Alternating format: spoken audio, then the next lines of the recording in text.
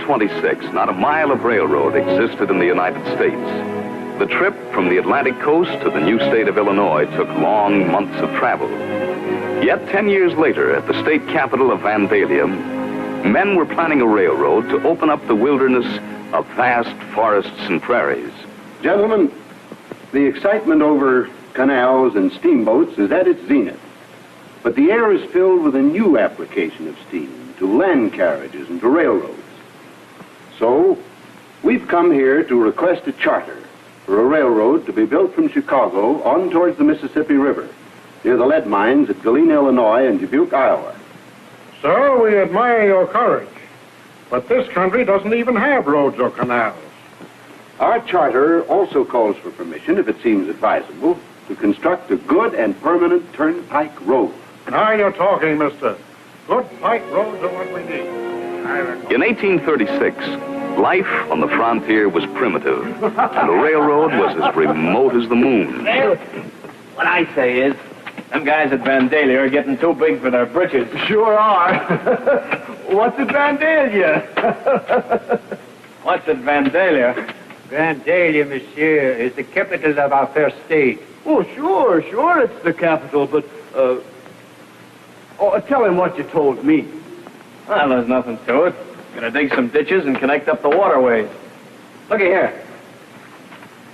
Right next to Fort Dubuque at the head of the Fever River lies the biggest city in the West, Galena, booming with lead mines and store things. Riverboats carry furs and grain clear to St. Louis on the old Mississippi.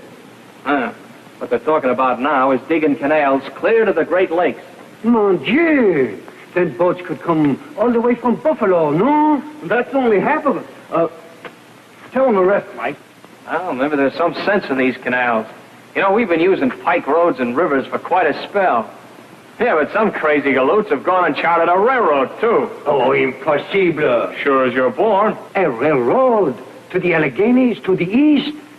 Mother, yeah. No, not to the east. West. Oh, no, this cannot be. People, factories, everything is to the east. I know it, but they're going to build a pike road or a railroad right out into the prairie, clear to Galena. Of course, there's no swamps or rivers or engines in the way. And there's nothing but Galena when you get there. And when you get back again, you're in a dirty little settlement called Chickagong, which any Chippewa or Ojibwa will tell you means skunk. Or maybe wild onion. Wild onion? There ain't nothing there but Fort Dearborn. And I hear the general government's going to pull the troops out of there. In 1837, Chicago graduated from a town to a city. It elected a mayor, a young fellow from back east. His name was William Butler Ogden. We've just started. This sidewalk is just the beginning. We're going to build streets and good plank roads. Why, we're even going to drain the swamp. Hooray for the mayor! But how about the canal, Mr. Mayor? We'll build a canal, but the canal's too slow for us. We're going to build a railroad. Why, the railroad is the pioneer of our civilization. The means of communication between the East and the West, the Hudson, the Great Lakes, and the Mississippi. And we're going to bring it all into one big, convenient neighborhood. I'm against railroads. They're bad things for farmers and bad for hotel keepers. Why, Chicago won't even be a place of business if the railroad goes beyond it. That's right. They're undemocratic institutions. Ride roughshod over the people, grind them into powder. The only roads the people want are good common plank roads over which anyone can travel. We'll get good plank roads, and we'll get a railroad, too. If I have to get in my buggy and drive all the way to Galena to raise the money for it myself.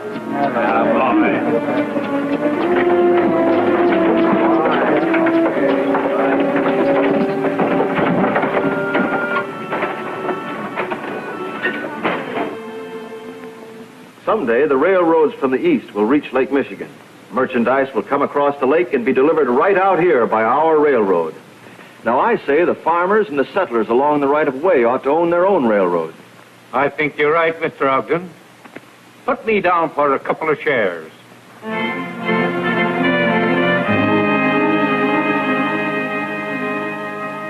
If I can be trusted for the first installment, let's see, that's $2.50 a share. Yeah, it'll after harvest. About 5 or 6 bushels of corn. Takes me 4 or 5 days to get my wagon to Chicago, if it don't rain. And the traffic? Why, it must be 200 wagons a day going into Chicago. With a railroad through here, I could ship my grain and my hogs. I'm for your dad-blamed road, Mr. Ogden, and so are my neighbors.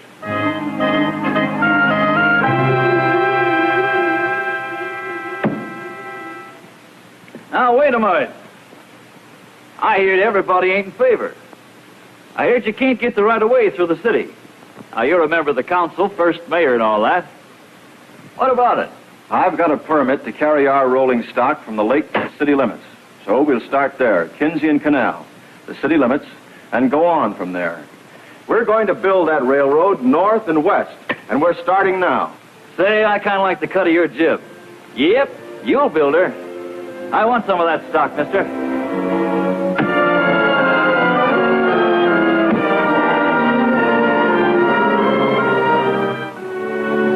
It took courage to plan and build a railroad west.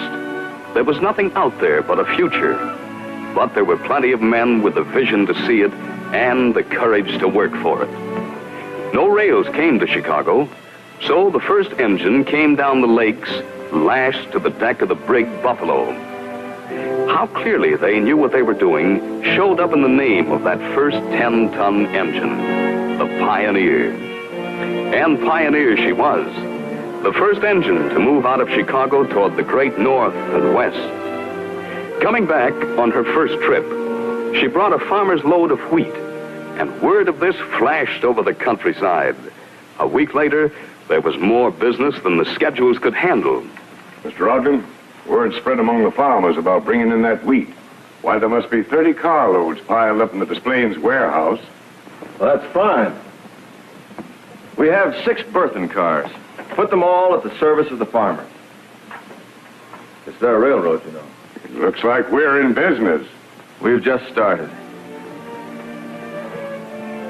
A year from today, I want to extend the line to Elgin or beyond.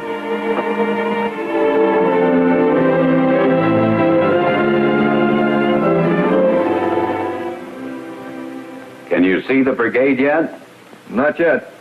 But on a nice clear day like this, I can see the engine 6 miles away. My notes ready? Yes, sir. Now give me the highlights. Revenue for the first year, $23,763.74. This year, we'll go over 100,000. Go ahead. The board has secured enough capital to go to Elgin. 40 miles west of Chicago. Did I give you the fact that we now have a right-of-way through Chicago? Yes, sir. The council finally came round, didn't they? There she comes, just clearing Austin. You know, this is a primitive method. Someday we're going to get a system of communication. Maybe this new telegraph. However, primitive or not, I can still announce our incoming trains 15 minutes ahead of time. Go ahead with those notes. I'll be back shortly. The road went to Elgin in 1850, on to Marengo, into Rockford and Freeport. The first old-fashioned strap rails were replaced with heavier, safer T-rails of iron. In 1885, a telegraph wire was strung between Chicago and Freeport, and for the first time in the West, train orders were transmitted by wire. Business increased. Settlements, villages, and farms prospered wherever the iron rails went. And the road began reaching out for extensions. All the names were happily consolidated into the Chicago and Northwestern to include the large territory now penetrated by the United Roads. Conceived, equipped, and successfully managed during the rough pioneering years, without aid from the state or general government, the early rails could well be proud of their web of trackage, reaching into almost every nook and cranny of Wisconsin, crisscrossing Iowa and Minnesota, spreading out across Nebraska and the plains of South Dakota to the gold fields of the Black Hills. As far back as 1869, this railroad was the heart of a system of many railroads reaching from the Atlantic to the Pacific. First coaches weren't very comfortable. At night, they were lighted with spluttering whale oil lamps. The tops of the cars were only as tall as a man, and they were filled with smoke from the lamps. Showers of cinders and dense smoke from the panting engine came in, smelling of pitch pine and progress. Yes, it was rough. The trains chugged along at 15 miles an hour, but it was a beginning. And after 10 years of operation, the first sleeping cars ever to roll west of Chicago began. A trifle over 6 feet from floor to roof, they had 10 sections, a linen locker, 2 washrooms, and were upholstered in plush. Berths were 50 cents a night. The brakemen made up the beds while the iron wheels rolled faster and farther. Not only people, their goods and commodities. Now mail began rolling, and this pioneer line was the first to build and put post office cars into service.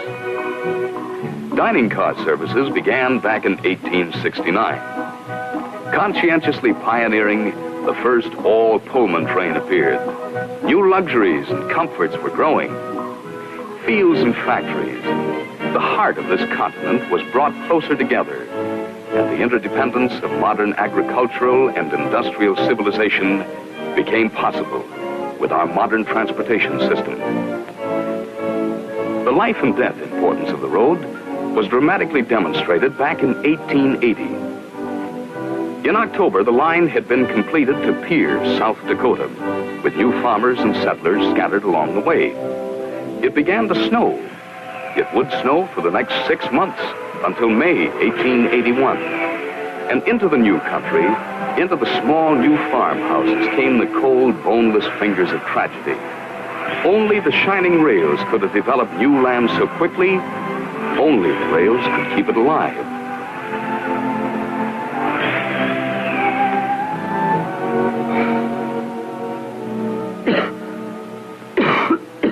Getting darker. That train don't get through, we're gonna be out of lights well as food. Listen, I think I hear it. The train? Oh, it snowed 4 feet in the last few days. It'd take a 40-foot cut in some places. Well, I thought they had cleared. I mean, along the track. They did. You ought to have seen them, Ma. They had 7 loads of shovelers all the way up from the track. It kept on snowing. Yeah. Nothing can get through snow like this. Nothing. Oh, I wish I'd never brought you children out here.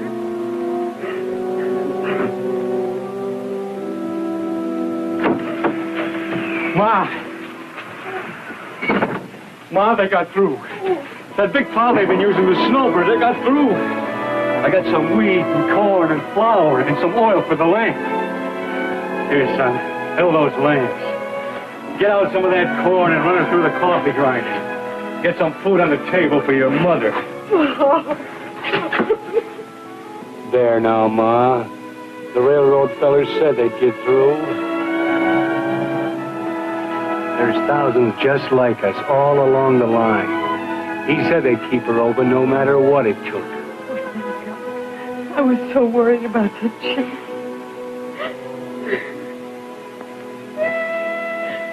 Listen.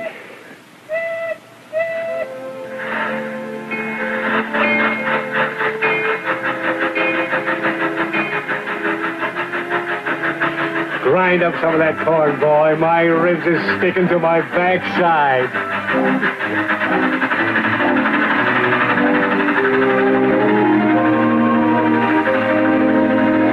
All that long winter, the worst in South Dakota's history, the snow kept falling.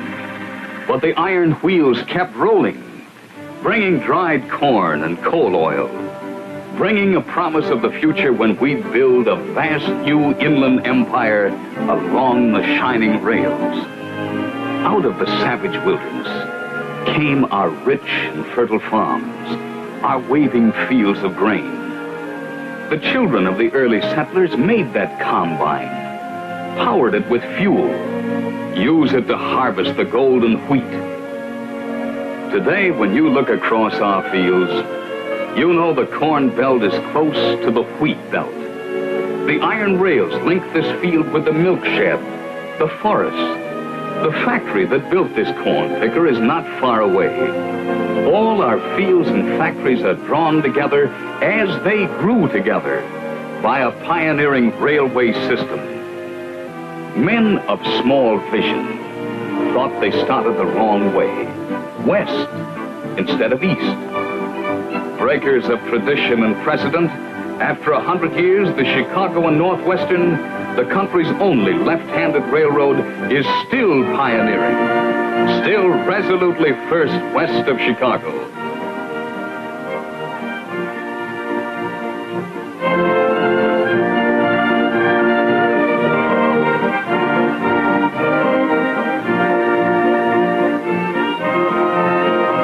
But the story has only begun. Where once man had to fight to live, now we live and we play.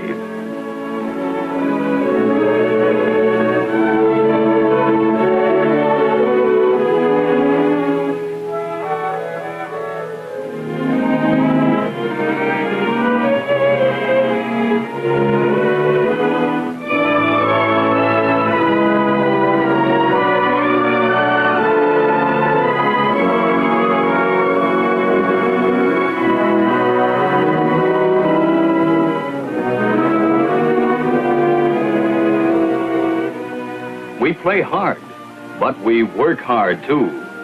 And we have the facilities to work with. Nowhere on earth is there a yard such as this, built, operated to handle in fabulous quantities the stuff of our daily lives. Scenes like these are part of the daily life of our nation. Possible because a titanic transportation job is being done day after day, year after year. Think what it takes to haul more than 10 million tons of farm products to market.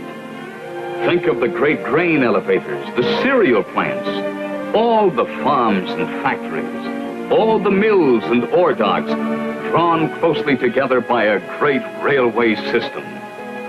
Our pioneering forefathers would look with amazement at the way Northwestern men and women do things today. Ours is a great heritage, but now as then, it depends on man. Men built that track up there. Men run those trains. Now, as then, men out of their own sweat and skill must lay every rail, drive every spike, build and maintain every mile of track. This is the way we do things today. We, the farmers, the shippers, we, the stockholders and bondholders, we, the train men, bookkeepers and engineers, all of us working together in a virile, productive partnership. It takes men like these with steady hands. It takes careful, thorough men. It's that man up there, the chemist in his laboratory. It's the men in the shops working with flaming metal. The finest machine tools in the world would be useless without men. Watch these men at work. Here are the pioneers, the modern pioneers making our modern transportation possible. We meet some of them when we buy tickets, for instance. But most of them are somewhere out there in the network of steel rails. Most of us never see these men, never think of the countless switches that must be thrown, all the workaday jobs that must be done, even to giving a locomotive a bath. The spirit of the pioneers is alive today. The engineer feels it, the conductor, the whole crew feel it. All aboard! And an army of men and women work together so that each train can roll faster, farther, more comfortably, and with greater safety, rolling up new records of service in transportation.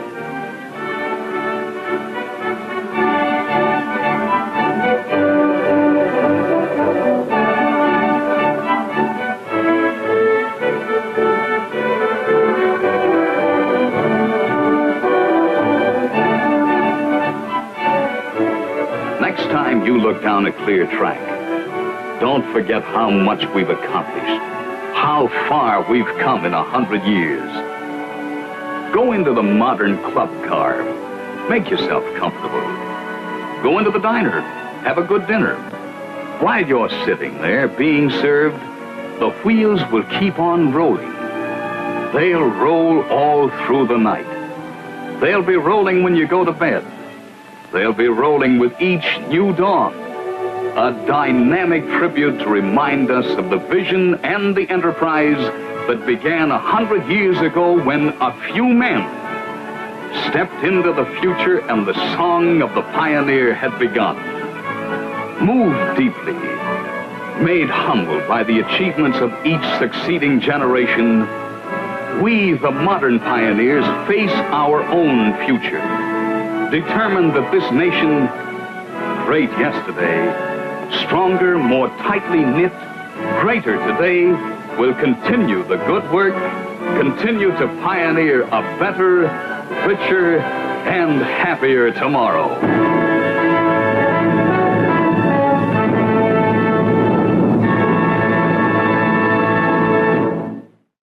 Of steam to land carriages and to railroads.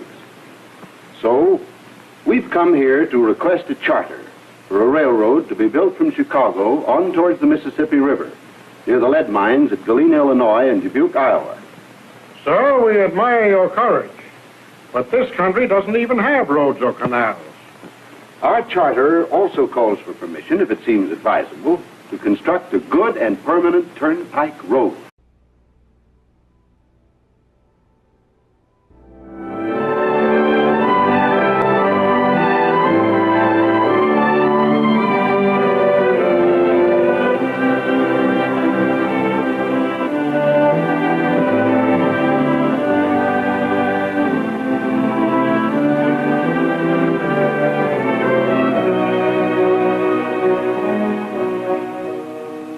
Now you're talking, mister. Good pike roads are what we need. In 1836, life on the frontier was primitive, and the railroad was as remote as the moon. Well, what I say is, them guys at Vandalia are getting too big for their britches. Sure are. What's at Vandalia? What's at Vandalia? Vandalia, monsieur, is the capital of our fair state. Oh, sure, it's the capital, but, tell him what you told me. Well, there's nothing to it. Gonna dig some ditches and connect up the waterways. Looky here.